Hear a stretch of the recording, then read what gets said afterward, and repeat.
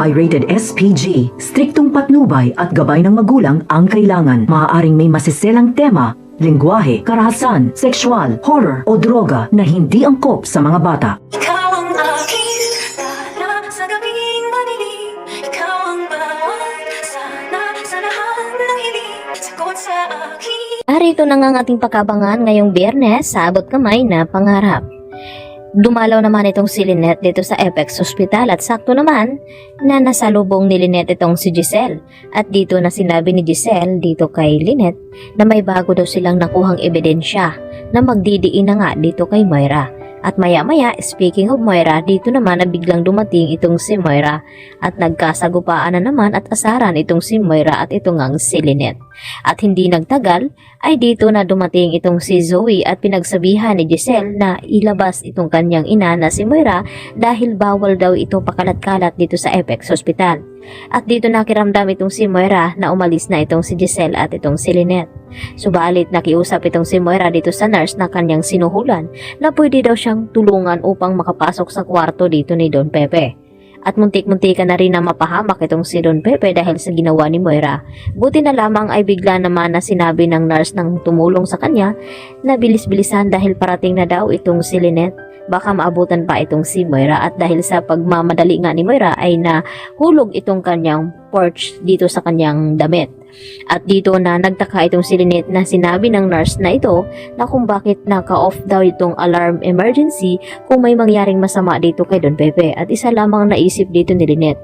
Lalo pa may nakita siyang ebidensya na nahulog nga dito sa kwarto ni Don Pepe. At dito niya na ipinakita dito kina Giselle at RJ at sinabi niya na walang duda pumasok itong si Moira doon sa kwarto ni Don Pepe. At dahil dito mas pinahigpit pa ang pagbabantay dito kay Don Pepe na kahit sino ay bawal pumasok.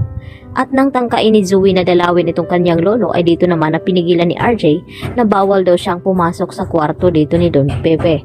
At nagtataka itong si Zoe dahil sa ngayon ay mayroon na nga silang nakuhang ebidensya na hindi alam ni Moira. At gugulatin na lamang ito na dadamputin na nga siya ng mga pulis. At dito naman na tumawag itong si Moira kay Nerissa at nangumusta itong si Nerissa kung kumusta daw itong si Don Pepe. At ibinalita nga dito ni Moira na still kumatos pa daw at save pa rin ang kanilang sikreto. At dito naman na sinabi ni Nerissa kay Moira na kung bakit damay siya.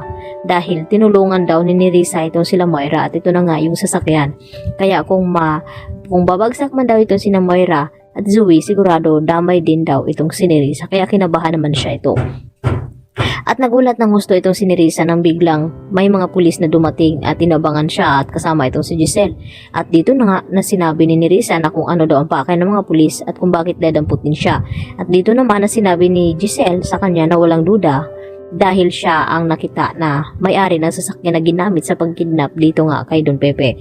At damay talaga siya dito at hindi na nga nakapagsalita pa itong si Nerissa at sinabi niya na hindi daw siya itong driver nung kinidnap itong si Don Pepe dahil hiniram daw itong kanyang kotse.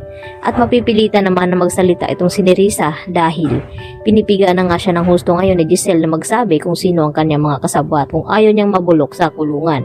Samantala, nagkakagulo naman itong pagsama ni Giselle at Justin dito kina Lynette at Annalyn na kumain sa labas dahil sa inihandang pasabog dito ni Moira sa kanila. Yan ang ating pakatutukan bukas.